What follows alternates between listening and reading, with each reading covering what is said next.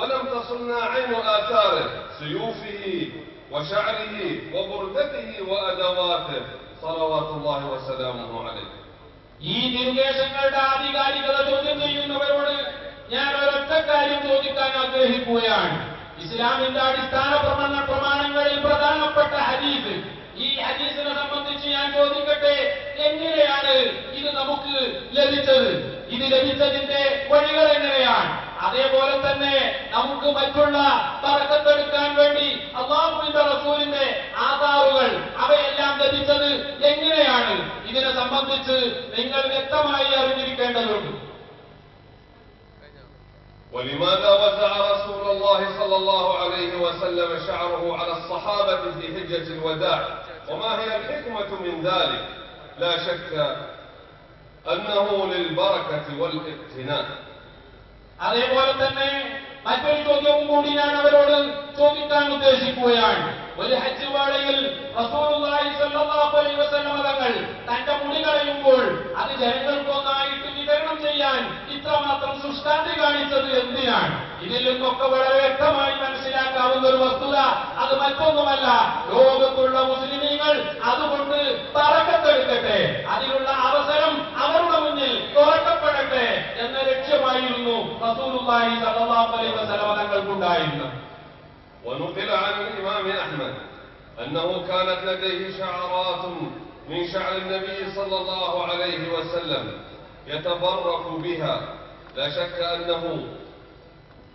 شك أنه وجود الشهرة من الأسانيد الشفهية، حيث كانت عمدتهم صدق الخبر من أهل كل عصر، فعمدتهم وعمدة من قبلهم حدثني وأخبرني أو سمعت أو وجدت أهل العلم يعملون كذا أو يقولون كذا. വിശ്വാസയോഗ്യരായ പണ്ഡിതന്മാർ, വിശ്വാസയോഗ്യരായ തങ്ങളുടെ കൂട്ടുകാർ എനിക്ക് ലഭിച്ചു എന്നോ ഞാനത് പറയുന്നത് കേട്ടു എന്നോ എന്നോട് ആരെങ്കിലും വിശ്വാസയോഗ്യരായ ആളുകൾ പറഞ്ഞു തന്നു എന്നൊക്കെ പറഞ്ഞാൽ അത് മതിയായിരുന്നു പൂർവ്വകാലഘട്ടത്തിലെ പണ്ഡിതന്മാർക്ക്. അതുകൊണ്ടല്ലേ മദ്ഹബിന്റെ ഇമാമികളിൽ പ്രസിദ്ധനായ ഇമാം അഹ്മദ് ബിൻ ഹംബൽ റഹിമഹുല്ലാഹ് തന്റെ മക്കൾ റസൂലുള്ളാഹി സ്വല്ലല്ലാഹു അലൈഹി വസല്ലം തങ്ങളുടെ ഒരു മുടി സൂക്ഷിപ്പുണ്ട് എന്ന് പ്രഖ്യാപിച്ചതും അതുകൊണ്ട് താൻ ബറക്കത്തെടുക്കാറുണ്ട് എന്ന കാര്യം ലോകത്തോട് അസന്നിഗ്ധമായി പ്രഖ്യാപിച്ചതും. إن كانت هذه طريقة إثبات أصل من أصول التشريع، فكيف لا يثبت بالنقل من الثقات نسبة شيء إلى رسول الله صلى الله عليه وسلم؟ ഇസ്ലാമിന്റെ അടിസ്ഥാന പ്രമാണമായ ഹദീസിൽ വരെ വിശ്വാസയോഗ്യരായ ആളുകൾ പറഞ്ഞത് മറ്റുള്ളവർ കൈമാറി വരിക എന്ന രീതി സ്വീകാര്യമാണ് എങ്കിൽ ആധാറിനെ സംബന്ധിച്ച് മാത്രം വിശ്വാസയോഗ്യരായ ആളുകൾ പറഞ്ഞാൽ പോരാ, അവർ തന്നാൽ പോരാ എന്നുള്ള നയം എവിടെ നിന്നുണ്ടായതാണ് എന്ന് നിങ്ങൾ ആലോചിക്കേണ്ടതുണ്ട്. وإلا فكيف توافر للإمام أحمد رضي الله عنه العلم القطعي بأن تلك الشعرات الشريفة التي كان يتبرك بها كانت من شعر سيد الخلق صلى الله عليه وآله وصحبه وسلم، وبينه وبين النبي صلوات الله وسلامه عليه قرنان من الزمان. റസൂലുള്ളാഹി സ്വല്ലല്ലാഹു അലൈഹി വസല്ലം തങ്ങളുടെ വിയോഗം കഴിഞ്ഞ് 2.5 നൂറ്റാണ്ട് കഴിഞ്ഞിട്ടാണ് ബഹുമാനപ്പെട്ട ഇമാം അഹ്മദ് ബിൻ ഹംബൽ റളിയല്ലാഹു അൻഹു തന്റെ കൈവശം ഒരു തിരുശേഷിപ്പുണ്ട്, റസൂലുള്ളാഹി സ്വല്ലല്ലാഹു അലൈഹി വസല്ലം തങ്ങളുടെ മുടിയുണ്ട് എന്ന് പറഞ്ഞു വരുന്നത്. ഞാൻ ചോദിക്കട്ടെ, അഹ്മദ് ബിൻ ഹംബൽ ഏത് ശാസ്ത്രീയ രീതിയാണ് ഇത് റസൂലുള്ളാഹി സ്വല്ലല്ലാഹു അലൈഹി വസല്ലം തങ്ങളുടെ മുടിയാണ് എന്ന് ഉറപ്പിക്കാൻ പരീക്ഷിച്ചത് എന്ന് ചോദിക്കാനാണ്. إن آثار النبي صلى الله عليه وسلم في بقاع كثيرة من العالم، وأكثر ما أستطيع الجزم به اليوم حسب علمي ما هو موجود لدينا في الخزانة الخزرجية للآثار النبوية الشريفة، ومنها ما هو موجود في تركيا رأيته بعيني وتبركت منه، كما تبرك منه المنصور أسطورة العصر والزمان الشيخ زايد بن سلطان آل نهيان، وتبرك به سيد الوالي الإمام الشيخ محمد الخزرجي رحمهم الله جميعا. റസൂലുള്ളാഹി സ്വല്ലല്ലാഹു അലൈഹി വസല്ലം തങ്ങളുടെ തിരുശേഷിപ്പുകൾ ലോകത്തെ എവിടെയോ ഒന്നോ രണ്ടോ മൂലകളിൽ മാത്രമല്ല, ലോകത്ത് പല സ്ഥലങ്ങളിലുമുണ്ട്. ഉദാഹരണമായി ഞാൻ പറയട്ടെ, ഞങ്ങളുടെ ഖിസാനത്തുൽ ഖസ്റജിയയിൽ തിരുശേഷിപ്പുകളിൽ വളരെയധികം സാധനങ്ങൾ ഉണ്ട്. മാത്രമല്ല, ഞാൻ എന്റെ കണ്ണുകൊണ്ട് കണ്ടതാണ്, തുർക്കിയിൽ ബഹുമാനപ്പെട്ട റസൂലുള്ളാഹി സ്വല്ലല്ലാഹു അലൈഹി വസല്ലം തങ്ങളുടെ തിരുശേഷിപ്പുകൾ വളരെ വ്യക്തമായി സൂക്ഷിക്കപ്പെട്ടിരിക്കുകയാണ്. ആ തിരുശേഷിപ്പുകൾ ഞാൻ എന്റെ കണ്ണുകൊണ്ട് കണ്ടു എന്ന് മാത്രമല്ല, തറക്കത്തെടുത്തു എന്ന് മാത്രമല്ല, നിങ്ങൾക്കറിയാമോ, യുഎഇയുടെ മുൻ president Sheikh Zayed bin Sultan Al Nahyan ഖഫറല്ലാഹു ലഹു, ആ മഹാനായ ഭരണാധികാരി തുർക്കിയിൽ ചെന്നുകൊണ്ട് ആ തിരുശേഷിപ്പുകൾ കാണുകയും അവ തറക്കത്തെടുക്കാൻ ഉപയോഗിക്കുകയും ചെയ്തു. മാത്രമല്ല, എന്റെ പിതാവ് മഹാനായ മുഹമ്മദുൽ ഖദ്റജി അവ കാണുകയും അവ കൊണ്ട് തറക്കത്തെടുക്കുകയും ചെയ്തിട്ടുണ്ട്. كما تبرك أعضاء الوفد الرسمي من أصحاب السمو الشيوخ والوزراء وأصحاب الفضيلة العلماء، كان ذلك في شهر أغسطس من عام 1983. 1983 യുഎഇ ഗവൺമെന്റ് നിയോഗിച്ച ഔദ്യോഗിക ഗവൺമെന്റ് സംഘം തുർക്കിയിൽ ചെന്നപ്പോൾ ആ സംഘത്തിലുണ്ടായിരുന്ന ഭരണാധികാരികളും മന്ത്രിമാരും മാത്രമല്ല വിശ്വോത്തര പണ്ഡിതന്മാരും അവരൊക്കെ ആ ആസാറും അവധി കൊണ്ട് ബർക്കത്തെടുത്തിരുന്നു എന്ന കാര്യവും കൂടി ഞാനിവിടെ സൂചിപ്പിക്കുകയാണ്. في ذلك اليوم البهيج أخرجت فيها البردة الشريفة للتبرك بالنظر إليها، كما أن هناك في تركيا صور لملوك ورؤساء من العالم العربي والإسلامي وهم يتبركون بالبردة الشريفة. അന്ന് തുർക്കിയിൽ ചെന്നപ്പോൾ ഈ ഔദ്യോഗിക സംഘത്തിന് മുമ്പിൽ അല്ലാഹുവിന്റെ റസൂൽ ഉപയോഗിച്ചിരുന്ന ആ വിലപ്പെട്ട അമൂല്യമായ പുതപ്പെടുത്തു കൊടുക്കുകയും അവരെല്ലാവരും അത് ബറക്കത്തിന് വേണ്ടി നോക്കുകയും തൊടുകയും സ്പർശിക്കുകയും ഒക്കെ ചെയ്തിരുന്നു. 1983 ഈ സംഭവം. كما أنني تبركت بالآثار الشريفة الموجودة في المشهد الحسيني في مصر، ويوجد من الآثار الشريفة في المغرب والهند والباكستان ولبنان. അതേപോലെ തന്നെ ഈജിപ്ഷ്യൻ തലസ്ഥാനമായ കൈറോയിലെ ഹുസൈൻ റളിയല്ലാഹു അൻഹുവിന്റെ ദർഗയിൽ സൂക്ഷിച്ചിരിക്കുന്ന ഒരുപാട് അമൂല്യമായ ആ ഷായറുകൾ, അവിടുത്തെ നിർദ്ദേശങ്ങളും മറ്റുമടങ്ങുന്ന ശേഷിപ്പുകൾ ഞാൻ നേരിട്ട് കാണുകയും ലോക മുസ്ലിമീങ്ങളോടൊപ്പം അതിൽ നിന്ന് ബർക്കത്തെടുക്കുകയും ചെയ്തിട്ടുണ്ട്. ഇന്ത്യയിലും പാകിസ്ഥാനിലും ലോക മുസ്ലിമീങ്ങൾ എവിടെയുണ്ടോ അവിടെയെല്ലാം ചില സ്ഥലങ്ങളിൽ ഇത്തരം തിരുശേഷിപ്പുകൾ സൂക്ഷിക്കപ്പെട്ടിരിക്കുന്നു. وتعتبر الخزانة الخزرجية للآثار النبوية الشريفة أكبر خزانة تضم الآثار النبوية الشريفة، وما تزيد خزانة اسطنبول إلا بالسيوف النبوية وسيوف بعض الصحابة رضوان الله عليهم.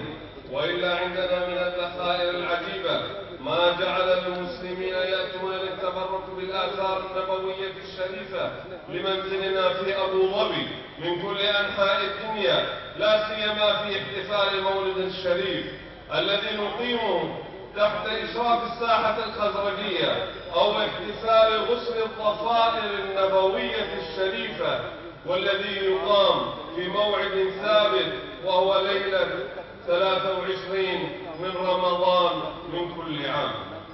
ഞങ്ങളുടെ പക്കലുള്ള ഖിസാനത്തുൽ ഖസ്റജിയയിൽ ഞാൻ മനസ്സിലാക്കുന്നത് ലോകത്തെ ഏറ്റവും കൂടുതൽ തിരുശേഷിപ്പുകൾ സൂക്ഷിക്കപ്പെട്ട ഏറ്റവും വലിയ സ്ഥലമാണ് എന്നാണ്.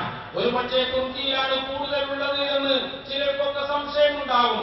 എന്നാൽ അവിടെ റസൂലുള്ളാഹി സ്വല്ലല്ലാഹു അലൈഹി വസല്ലം തങ്ങളുടെ വാളും അതേപോലെ തന്നെ ചില സഹാബാക്കളുടെ വാളുകളും കൂടുതലുണ്ട് എന്ന് മാത്രമേ ഉള്ളൂ. അല്ലാതെ ബാക്കിയുള്ള തിരുശേഷിപ്പുകൾ മാത്രം വിലയിരുത്തുന്ന പക്ഷം ഞങ്ങളുടെ ഖിസാനത്തുൽ ഖസ്റജിയയിലാണ് ഇവ ഏറ്റവും കൂടുതൽ സൂക്ഷിക്കുന്നത്. അതുകൊണ്ട് തന്നെ ലോകത്തുള്ള മുസ്ലിമീങ്ങൾ അബൂദാബിയിൽ ഞങ്ങളുടെ വീട്ടിൽ സദാ വരികയാണ്. പ്രത്യേകിച്ച് റമദാൻ 23-ന് ലോകത്തിന്റെ വിവിധ ഭാഗങ്ങളിൽ നിന്നുള്ള മുസ്ലിമീങ്ങൾ തബറുക്ക് എടുക്കാൻ വേണ്ടി അബൂദാബിയിലെ ഞങ്ങളുടെ വീട്ടിലേക്ക് വരുന്നു. إن سبق وأن حدثتكم عن صحة إثبات انتقال الآثار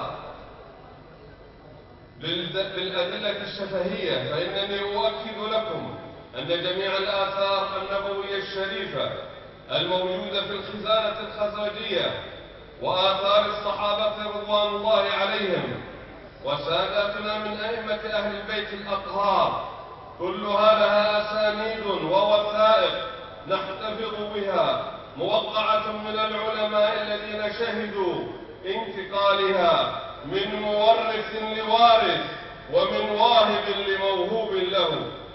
നിങ്ങൾ മറന്നു പോകാതിരിക്കാൻ വേണ്ടി ഒരു കാര്യം ഞാൻ തറപ്പിച്ചു പറയാൻ ആഗ്രഹിക്കുകയാണ്. ഞങ്ങളുടെ കൈവശം തിരുശേഷിപ്പുകളുണ്ട് എന്ന് ഞാൻ നേരത്തെ പറഞ്ഞുവല്ലോ. എന്നാൽ നിങ്ങൾ ഒരു കാര്യം കേൾക്കണം. ആ തിരുശേഷിപ്പുകൾക്കൊക്കെ വ്യക്തമായ സനദുകളും വ്യക്തമായ വസായിപ്പുകളും വ്യക്തമായ സർട്ടിഫിക്കറ്റുകളും എല്ലാം ഞങ്ങളുടെ കൈവശമുണ്ട് എന്ന് മാത്രമല്ല, ലോകപ്രസിദ്ധരായ പണ്ഡിതന്മാർ അവയൊക്കെ പരിശോധിച്ച് അവയിൽ ഒപ്പുവെച്ചിട്ടുണ്ട് എന്നുള്ള കാര്യം കൂടി ഞാൻ നിങ്ങളോട് കൊടുക്കാൻ ആഗ്രഹിക്കുകയാണ്. شهد علماء كل فترة على صحة نسبة تلك الآثار وشهرتها عند تلك الأسر التي توارثتها كابرا عن كابر من فترات متقدمة، ويصل تاريخ بعض تلك الأسانيد والوثائق إلى زمن مولانا الغوث الأعظم سيدنا عبد القادر الجيلاني قدس الله سره، وإلى فترات قريبة من تلك الحقبة. പ്രസ്തുത തിരുശേഷിപ്പുകളുടെ രേഖകളിൽ വളരെ വ്യക്തമായി കാണുന്ന ഒരു വസ്തുത നിങ്ങൾ മനസ്സിലാക്കണം. ആരൊക്കെ അവ കൈവശം വെച്ച് വന്നിരുന്നോ അവർക്കൊക്കെ ആരിൽ നിന്നാണോ അത് ലഭിച്ചത് അവരിൽ നിന്ന് വ്യക്തമായി നേരിട്ട് ലഭിച്ചതാണ് എന്ന് വ്യക്തമാക്കുന്ന രേഖകളുണ്ടായിരുന്നു. ആ രേഖകളിൽ ചിലത് ബഹുമാനപ്പെട്ട തങ്ങളുടെ കാലഘട്ടത്തിലേക്കും അതുപോലെ അതിന്റെ തൊട്ടടുത്ത കാലഘട്ടത്തിലേക്കും എത്തുന്ന പരമ്പരകളാണ്. وكما سبق ومنذ سنين أن أكدنا استعدادنا لاستقبال كل باحث أراد الاطلاع على تلك الوثائق أو رؤية خصائص النبوي الشعر النبوي الشريف عن كثب، إلا أنه لم يأتنا أحد لهذا الغرض. وعندما سمعتم بوجود المنكرين المخالفين للآثار النبوية الشريفة ولصحة نسبة الشعرة المباركة الموجودة عند فضيلة الشيخ أبي بكر أحمد في بلد تشرف بنور الإسلام في عهد سيدنا محمد صلى الله عليه وآله وصحبه وسلم، فاستفسرت عن هويتهم وانتسابهم، ثم راسلت زعيمهم عن طريق البريد الإلكتروني، أخبرته بأن مثل هذه الأمور والخلافات توجد الفتن بين المسلمين، ويجب علينا ونحن من بيوت علم عريقة أن نجلس ونتباحث في الأمر ونطلعه أو من يمثله على الأسانيد والوثائق التي بحوزتنا ليتبين الحق بدل تشتيت الصفوف. മറ്റൊരു കാര്യവും കൂടി നിങ്ങൾ ഗൗരവപൂർവ്വം കേൾക്കണം. ഞാൻ പലവട്ടം പറഞ്ഞിട്ടുണ്ടായിരുന്നു, ഈ തിരുശേഷിപ്പുകളെ സംബന്ധിച്ച് ആർക്കെങ്കിലും വല്ല സംശയമുണ്ട് എങ്കിൽ അവരെ സ്വീകരിക്കാൻ ഞാൻ തയ്യാറാണ്. അവർക്ക് വേണ്ടതായ എല്ലാ രേഖകളും നൽകാൻ ഞാൻ തയ്യാറാണ് എന്ന് പലവട്ടം പറഞ്ഞിരുന്നു. പക്ഷേ എന്റെ ആ അഭ്യർത്ഥന മാനിക്കാനോ അത് ചെവിക്കൊള്ളാനോ ആരും തയ്യാറായില്ല. മാത്രമല്ല, നിങ്ങൾക്കറിയാമോ, റസൂലുള്ളാഹി സ്വല്ലല്ലാഹു അലൈഹി വസല്ലം തങ്ങളുടെ കാലഘട്ടത്തിൽ തന്നെ ദീനുൽ ഇസ്ലാം വന്ന പുണ്യഭൂമിയാണല്ലോ നിങ്ങളുടെ കേരളം. ഈ കേരളത്തെ സംബന്ധിച്ച് എന്നെ വല്ലാതെ അത്ഭുതപ്പെടുത്തിയ ഒരു വസ്തുത, ഫളീലത്തു ശൈഖ് അബൂബക്കർ ബഹുമാനപ്പെട്ട കണ്ടമാനത്താറ് ഞാൻ ആ പുണ്യതിരുദേശങ്ങളിൽ നിന്ന് ഒരു കേശം കൊടുത്തപ്പോൾ ഈ നാട്ടിൽ അല്ലാഹുവിന്റെ റസൂലിന്റെ കാലത്ത് ദീനുൽ ഇസ്ലാം എത്തിയ ഈ നാട്ടിൽ ആ തിരുശേഷിപ്പിനെ എതിർക്കാൻ കണ്ടവരത്തെ ചീത്ത പറയാൻ കുറെ ആളുകളുണ്ട് എന്നുള്ള വിവരം ഞാൻ അറിഞ്ഞപ്പോൾ ഇവരാരാണ്, ഏത് പാർട്ടിക്കാരാണ്, ഇവരേത് വിഭാഗമാണ് എന്ന് ഞാൻ അന്വേഷണം നടത്തി. ആ അന്വേഷണത്തിൽ അവരുടെ നേതാവാരാണ് എന്ന് എനിക്ക് ബോധ്യപ്പെട്ടു. നഷ്ടപ്പെട്ടപ്പോൾ ഇമെയിൽ മുഖേന ഞാൻ അവരോട് ബന്ധപ്പെട്ടു. ഞാൻ ആ നേതാവിനോട് പറഞ്ഞു, നിങ്ങളുടെ അനുയായികളെ ഫിത്നയുണ്ടാക്കുന്നതിൽ നിന്ന് തടഞ്ഞു നിർത്തണം. ആ നേതാവിനോട് വ്യക്തമായി ഞാൻ പറഞ്ഞു, അനുയായികൾ കുഴപ്പമുണ്ടാക്കാതിരിക്കാൻ അവർ നിങ്ങൾ തടഞ്ഞു നിർത്തണം. ഇവരുടെ നേതാവിനോട് ഞാൻ അങ്ങനെയൊക്കെ പറഞ്ഞിട്ടും പക്ഷേ അദ്ദേഹം അതിന് ഒരക്ഷരം മറുപടി പോലും പറഞ്ഞിട്ടില്ല.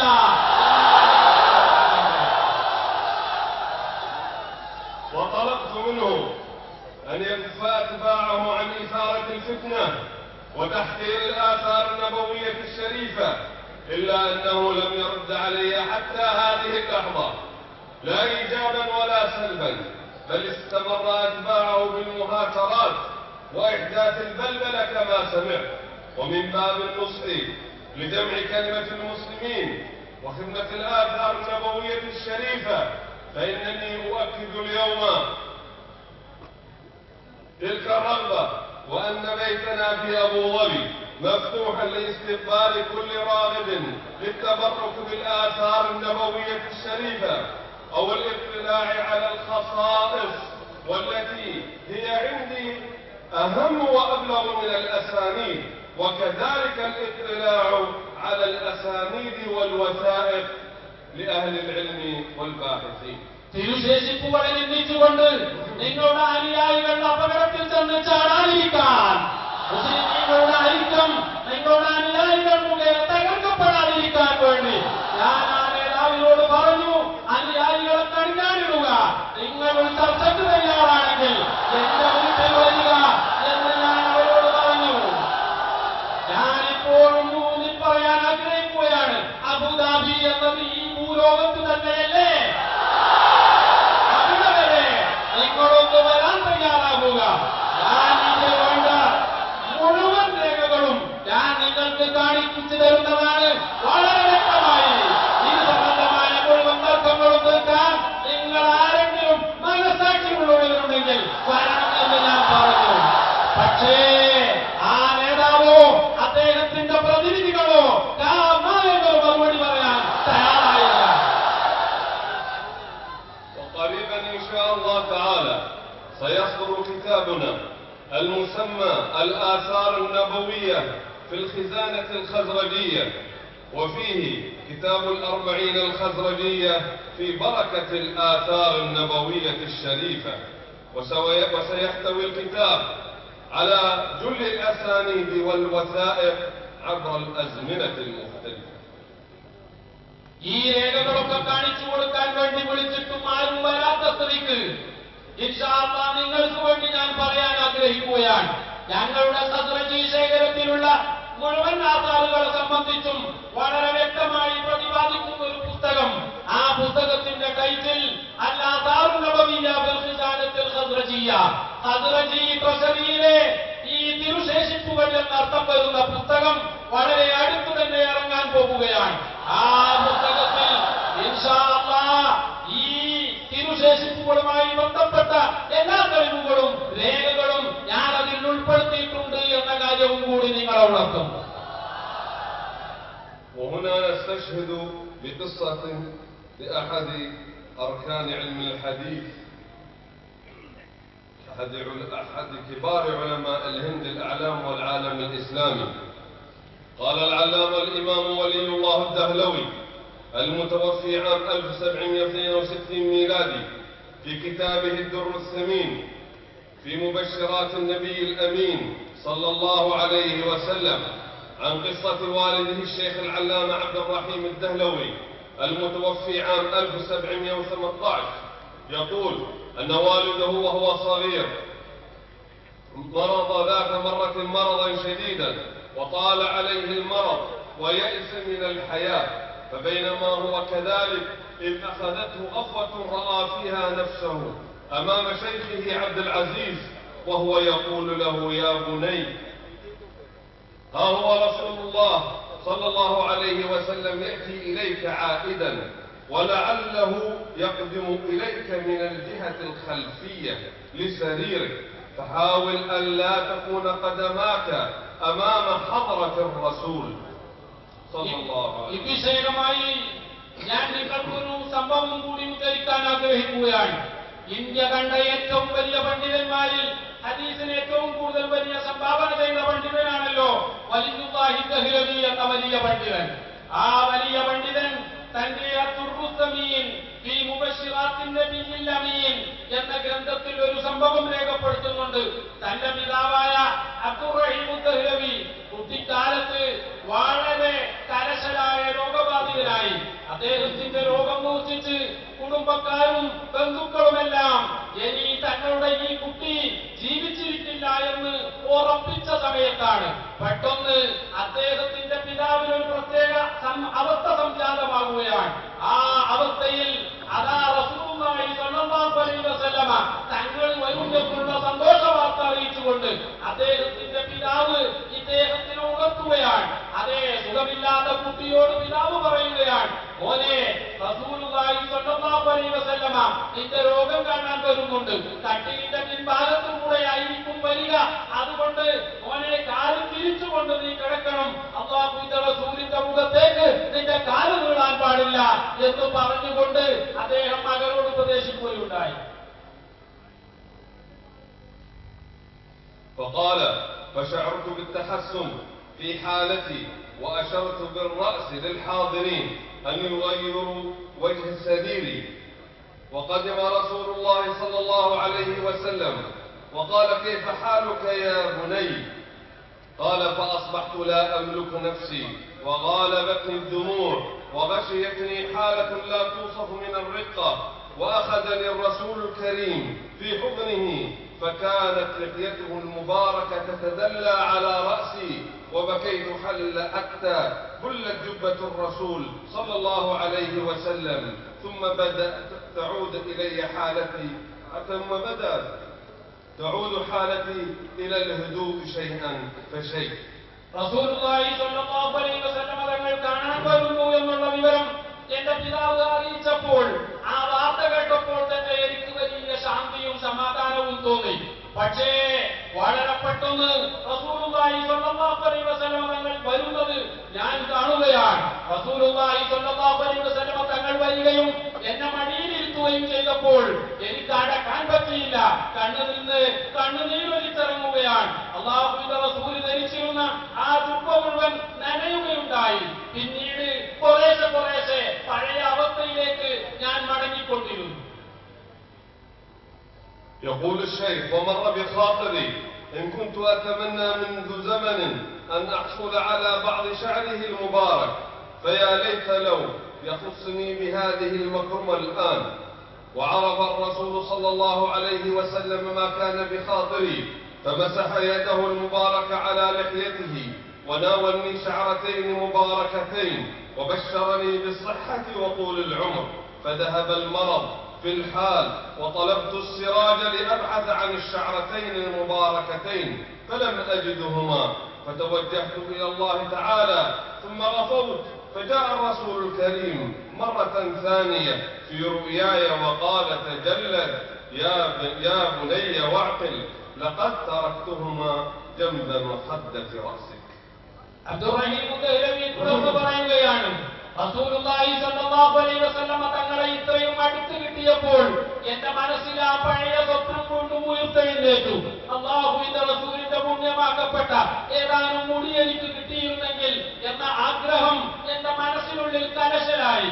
എന്റെ മനസ്സിന്റെ ഉള്ളിലെ ആഗ്രഹം നേരിട്ട് മനസ്സിലാക്കിയ റസൂലുള്ളാഹി സ്വല്ലല്ലാഹു അലൈഹി വസല്ലം തങ്ങൾ പതുക്കെ അവിടുത്തെ പുണ്യമായ കരം കൊണ്ട് താടിയിൽ തടവുകയാണ്. താടിയിൽ തടഞ്ഞതിന് ശേഷം ആ കൈകളിൽ പറ്റിയ 2 കെട്ട് മുടിയെടുത്ത് എനിക്ക് തന്നു. മോനെ ഇതെടുത്തോ എന്ന് പറഞ്ഞു. ഞാനത് വാങ്ങുമ്പോഴേക്ക് എന്റെ കലശലായ അസുഖം അപ്പാടെ സുഖപ്പെടുകയുണ്ടായി. ഞാൻ ഉണർന്നു. ഞാൻ എന്റെ കൂടെയുള്ളവരെ വിളിച്ചു വരുത്തി അവരോട് ലൈറ്റിടാൻ പറഞ്ഞു. ലൈറ്റിട്ടതിന് ശേഷം 2 മുടി എവിടെയാണെന്ന് തെരഞ്ഞു കണ്ടുപിടിക്കാൻ പറഞ്ഞു. പക്ഷേ ലൈറ്റിട്ട് നോക്കുമ്പോൾ കണ്ടില്ല. എനിക്ക് വല്ലാത്ത വേദന തോന്നി. ആ മുടി നഷ്ടപ്പെട്ടോ? പെട്ടെന്നതാ എനിക്ക് വീണ്ടും കുറച്ചു സമയം ബോധം നഷ്ടപ്പെട്ടു. റസൂലുള്ളാഹി സ്വല്ലല്ലാഹു അലൈഹി വസല്ലം തങ്ങൾ വീണ്ടും എന്റെ അടുത്ത് വരികയാണ്. بعد ذلك صحوت فأخذت الشعرتين المباركتين بكل احترام وتقدير، وذهبت عني الحمى على الفور وما كنت أشتكي منه، وعادت العافية لي وأصبحت في كمال الصحة. റസൂലുള്ളാഹി സ്വല്ലല്ലാഹു അലൈഹി വസല്ലം തങ്ങൾ എന്നോട് പറഞ്ഞു, മോനെ ആ മുടി നഷ്ടപ്പെട്ടു എന്ന് നീ പേടിക്കണ്ട, വെച്ച സ്ഥലം മറന്നുപോയതാണ്. നിന്റെ തലയുടെ തൊട്ടടുത്ത് ആ 2 മുടികളുണ്ട്, നീ എഴുന്നേറ്റ് നോക്കുക എന്ന് പറഞ്ഞപ്പോൾ ഞാൻ ഉണരുകയും അങ്ങനെ തെരഞ്ഞു നോക്കുമ്പോൾ റസൂലുള്ളാഹി സ്വല്ലല്ലാഹു അലൈഹി വസല്ലം തങ്ങൾ പറഞ്ഞതുപോലെ തലയുടെ വക്കിലായി ആ 2 മുടി കഷ്ണങ്ങൾ അവിടെ കിട്ടുകയും ചെയ്തു. അത് കയ്യിൽ പിടിക്കേണ്ട താമസം എന്റെ പനി അപ്പാടെ പോയി. അതിനുശേഷം എന്റെ ജീവിതത്തിൽ ഒരിക്കലും എനിക്ക് അതുപോലത്തെ ഒരസുഖം പോലും ഉണ്ടായിട്ടില്ല. يقول الشيخ ولي الله الدهلوي بأن والده قسم ميراثه في حياته وأعطاه واحدة من الشعرتين المباركتين، فلله الحمد على ذلك وله الشكر. انظر الدر الثمين في مبشرات النبي الأمين صلى الله عليه وآله وصحبه وسلم. ഹദീസ് പണ്ഡിതനായ വലിയുദ്ദീൻ ദഹ്ലവി തന്റെ പിതാവായ അബ്ദുറഹീം ദഹ്ലവിയെ സംബന്ധിച്ച് വീണ്ടും പറയുകയാണ്, തന്റെ പിതാവ് ജീവിതകാലത്ത് തന്റെ സ്വത്ത് മുഴുവൻ മക്കൾക്ക് വീതിച്ചു കൊടുത്തയാളായിരുന്നു. ആ സ്വത്ത് വീതിച്ചു കൊടുത്തപ്പോൾ അന്ന് അല്ലാഹുവിന്റെ റസൂൽ ഉറക്കത്തിൽ വന്നു കൊടുത്ത ആ മുടികളില്ലേ, ആ 2 മുടികൾ തന്റെ മക്കൾക്ക് വീതിച്ചു കൊടുത്തപ്പോൾ അതിൽപ്പെട്ട ഒരു മുടി എനിക്ക് ലഭിച്ചു. അതിന്റെ പേരിലാണ് ഞാൻ അല്ലാഹുവിനോട് ഏറ്റവും കടപ്പാടുള്ള ആള്, ശുക്ർ ചെയ്യാൻ ബാധ്യസ്ഥനെന്ന് മനസ്സിലാക്കുന്നു. ഇത് ഇന്ത്യയിലെ പ്രസിദ്ധ പണ്ഡിതനായ വലിയുല്ലാഹി ദഹ്ലവി അദ്ദുർ സമീൻ എന്ന ഗ്രന്ഥത്തിൽ രേഖപ്പെടുത്തിയിട്ടുണ്ട്. مما سبق يتبين أن الآثار النبوية هي من الذخائر العظيمة التي تناقلتها الأجيال جيلا بعد جيل مع الشهادة والاشتهار عبر الأزمنة المختلفة. وتذكرت قول أنس بن مالك في وصف لهفة الصحابة على اقتناء شعر النبي صلى الله عليه وسلم بقوله: والحلاق يحلق والصحابة حوله فما يريدون أن تقع شعرة إلا في يد رجل منهم. മുസ്ലിം ലോകം തിരുശേഷിപ്പുകളെ എത്രമാത്രം ആദരവോടും ബഹുമാനത്തോടും ഗൗരവത്തോടും കൂടിയായിരുന്നു കണ്ടിരുന്നത് എന്ന കാര്യം ഇതിൽ നിന്നൊക്കെ നമുക്ക് മനസ്സിലാക്കാവുന്നതാണ്. അല്ലെങ്കിലും സ്വഹാബാക്കൾ തന്നെ തിരുശേഷിപ്പുകളോട് കാണിച്ച സമീപനം എന്തായിരുന്നു എന്ന് അനസ് റളിയല്ലാഹു അൻഹു നമുക്ക് വിശദീകരിച്ചു തന്നില്ലേ. മുടി കളയുമ്പോൾ ഓരോരുത്ത മുടി പോലും തങ്ങളുടെ കയ്യിലല്ലാതെ പുറത്തു വീഴരുത് എന്ന വാശിയിലായിരുന്നു ആ മാതൃകാ പുരുഷന്മാരായ സ്വഹാബാക്കൾ. എങ്കിൽ പ്രിയപ്പെട്ട സഹോദരന്മാരെ, മുസ്ലിം സമൂഹം ഈ മുടിയോട് ഏത് രീതിയിലാണ് പെരുമാറേണ്ടത് എന്ന് ആർക്കും മനസ്സിലാക്കാവുന്നതാണ്. وصلنا هذا الحديث ووصلتنا أحاديث أخرى، وهناك أحاديث كثر في بركة الآثار الشريفة، ولكن لم يصلنا أنهم فرطوا في شعره وآثاره أو أنها ضاعت عليهم في البر والبحر. റസൂലുള്ളാഹി സ്വല്ലല്ലാഹു അലൈഹി വസല്ലം തങ്ങളുടെ ഹദീസുകൾ നമുക്ക് ലഭിച്ചു. അതേപോലെ തന്നെ മറ്റു പലതും ലഭിച്ചു. അതേസമയം റസൂലുള്ളാഹി സ്വല്ലല്ലാഹു അലൈഹി വസല്ലം തങ്ങളുടെ മോതിരത്തെ പറ്റി പറഞ്ഞപ്പോൾ അത് കിണറിൽ വീണിരുന്നു എന്ന് കണ്ടു, പല്ലിൽ വീണുപോയിരുന്നു എന്ന് കണ്ടു. പക്ഷേ ഏതെങ്കിലും ഒരു മുടി നഷ്ടപ്പെട്ടു എന്ന് ഏതെങ്കിലും ഒരു ഹദീസ് ഗ്രന്ഥത്തിലോ ചരിത്ര ഗ്രന്ഥത്തിലോ എവിടെയും കാണാൻ സാധ്യമല്ല. وصلنا سقوط خاتمه صلى الله عليه وسلم في البئر في خلافة سيدنا عثمان بن عفان رضي الله عنه. وصلنا سقوط قلنسوة خالد بن الوليد.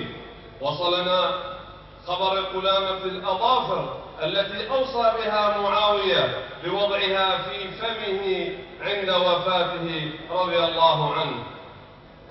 ഉസ്മാൻ ഇബ്നു അഫ്ഫാൻ റളിയല്ലാഹു അൻഹുവിന്റെ കാലഘട്ടത്തിൽ പ്രവാചകരുടെ പുണ്യമായ മോതിരം കിണറിൽ വീണിരുന്നു എന്നും അതേപോലെ തന്നെ ഖാലിദ് ഇബ്നു വലീദ് റളിയല്ലാഹു അൻഹു തലയിൽ ധരിച്ചിരുന്ന തൊപ്പി താഴെ വീണിരുന്നു എന്നും റസൂലുള്ളാഹി സ്വല്ലല്ലാഹു അലൈഹി വസല്ലം തങ്ങളുടെ നഖങ്ങളിൽ നിന്ന് ചിലത് ബഹുമാനപ്പെട്ട മുആവിയ റളിയല്ലാഹു അൻഹുവിന്റെ കൈവശമുണ്ടായിരുന്നു എന്നും മരണത്തിന്റെ സമയത്ത് തന്റെ കൂടെയുള്ള കുടുംബക്കാരോട് അദ്ദേഹം വസിയ്യത്ത് ചെയ്തത് തന്നെ മറവ് ചെയ്യുമ്പോൾ തന്റെ വായിൽ ആ നഖത്തിൽ നിന്നൊരംശം തബറുക്കിന് വേണ്ടി വെക്കണമെന്നൊക്കെ പറഞ്ഞ് നമുക്ക് ഹദീസ് ഗ്രന്ഥങ്ങളിൽ കാണാവുന്നതാണ്.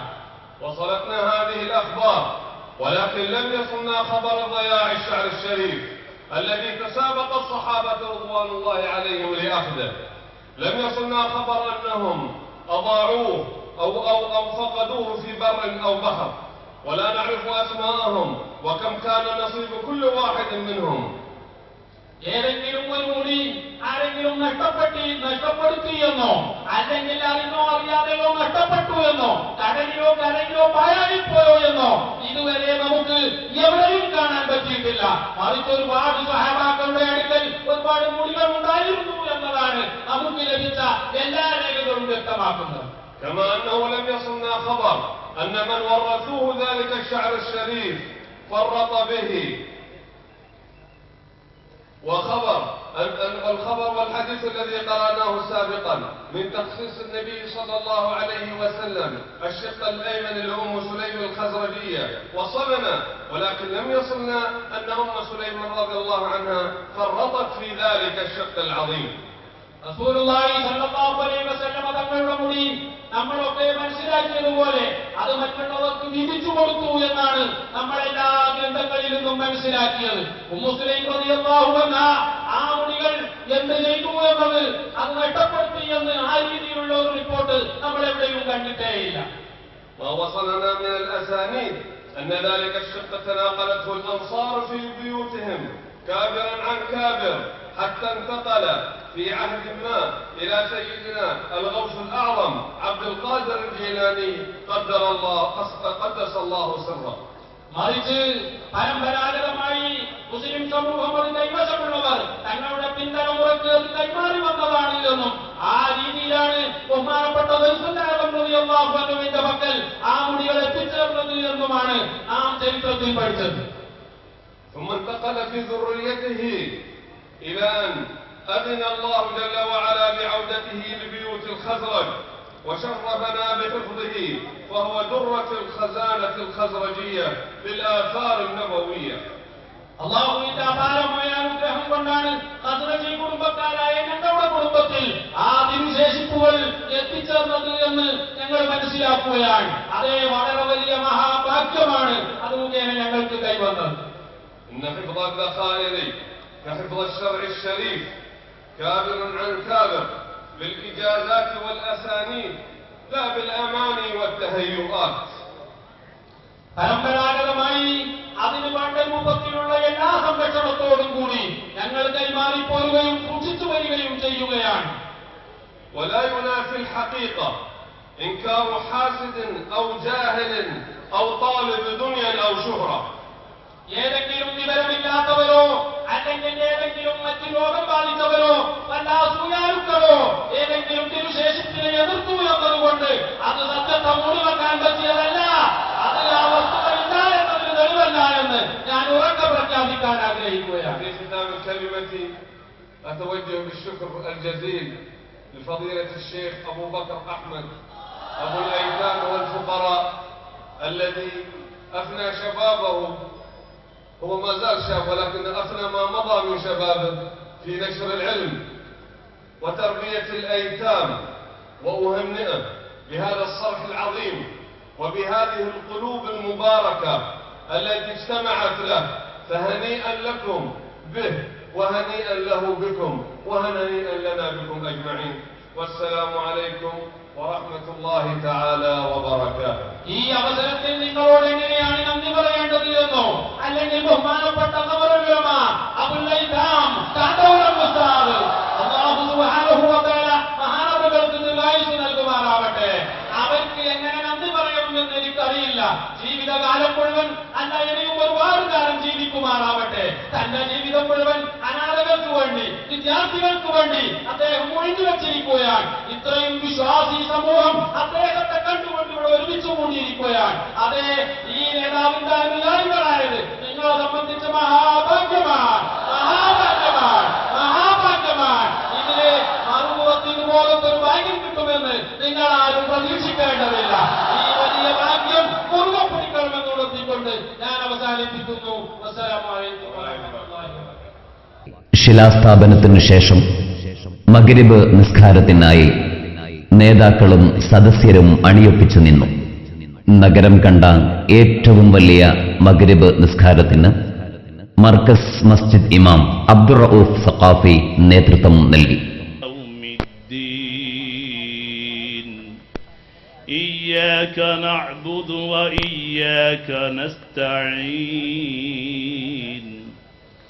اهدنا الصراط المستقيم صراط الذين أنعمت عليهم غير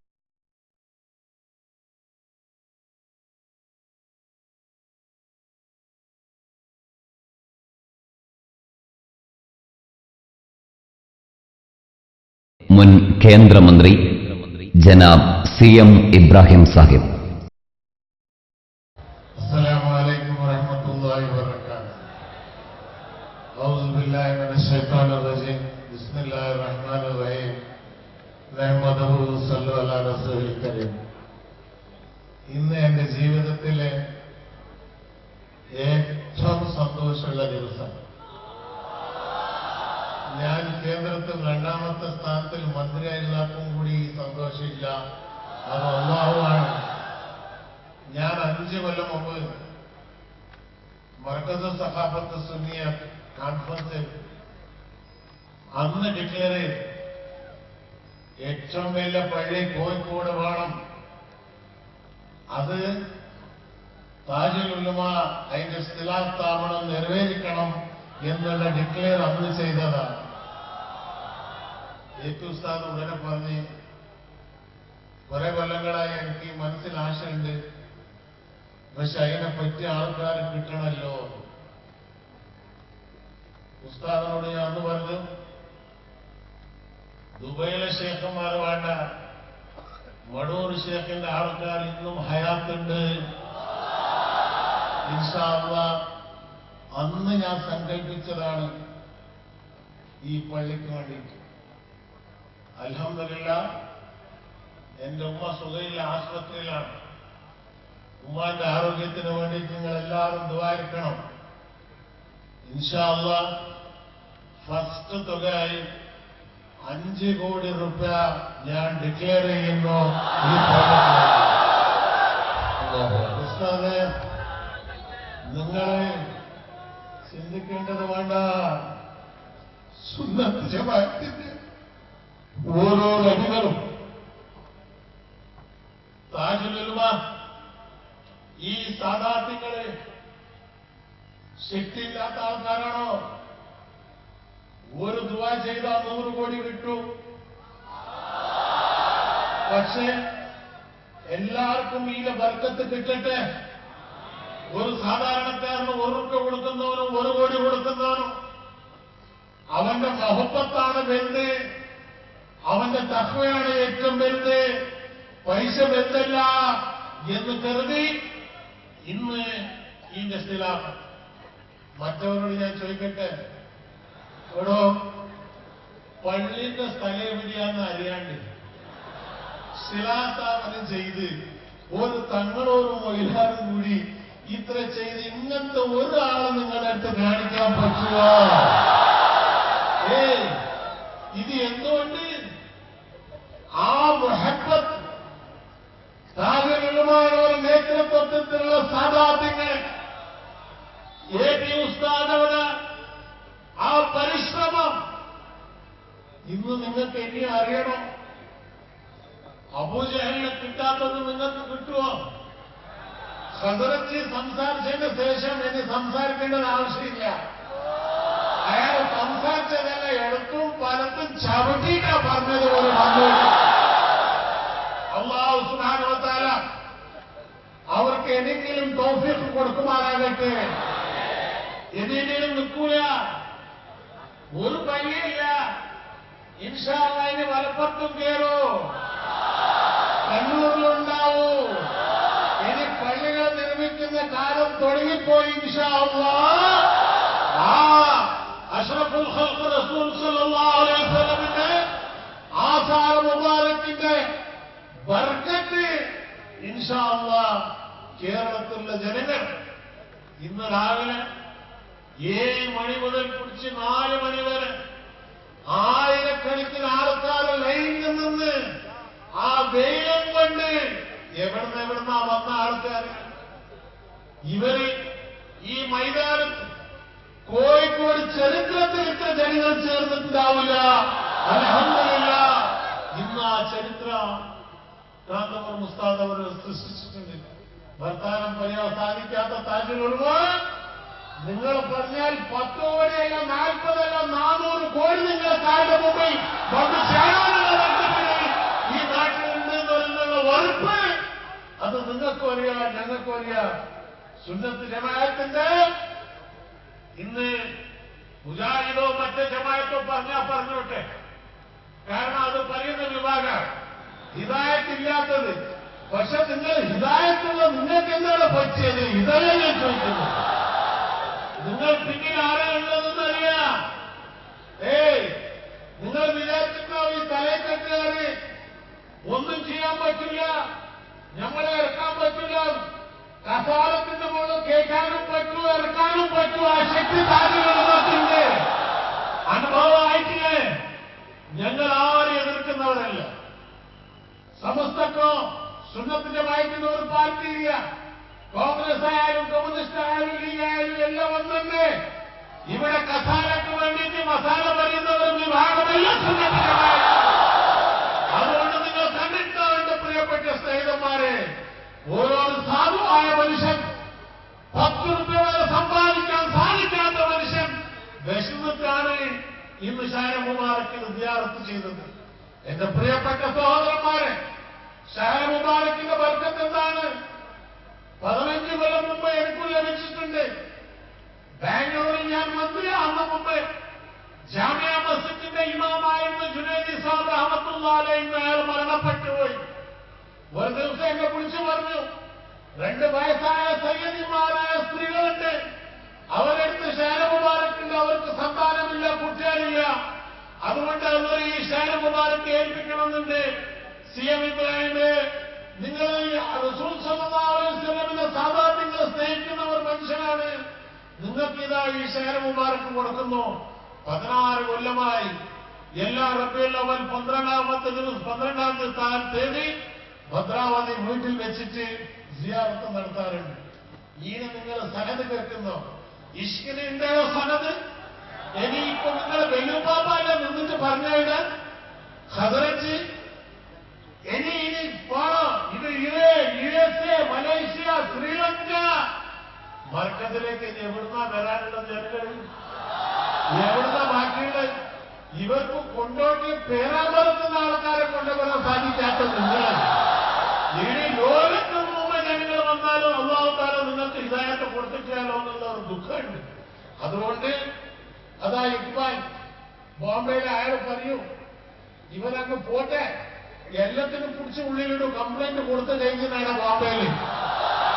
ജാമീന് കൊടുത്തിട്ടാണ് ഷെയർ കിട്ടിയത്, ഓര് കുടുങ്ങിപ്പോയാണ്. 3 ദിവസമായിട്ട് ഞാൻ ഫോണിൽ ഇങ്ങനെ സംസാരിക്കുന്നത്, ഞാൻ പറഞ്ഞു ഒന്നിനും കൂടെയല്ല, പിടിച്ചതിനുള്ളിലിടാൻ പാടാണ്.